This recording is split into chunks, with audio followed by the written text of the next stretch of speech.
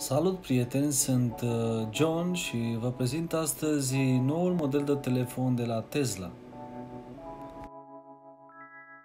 Ei consideră că acest telefon va fi mult mai bun decât Apple. Va avea 4 camere față de 3 camere cât are Apple.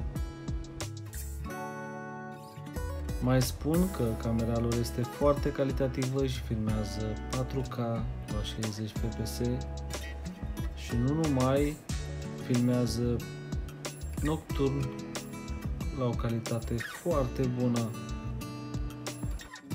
Și mai spun că va avea o baterie mai bună, creată chiar de compania Tesla. Vom vedea pe parcursul anilor dacă tehnologia Tesla va domina compania Apple. Acum, pe viitor, vom vedea dacă tehnologia Tesla va domina telefoanele mobile. Vă mulțumesc, sunt John și uitați-vă la tutorialele mele numai aici pe YouTube și dați un like sau un subscribe. Vă pup, numai bine!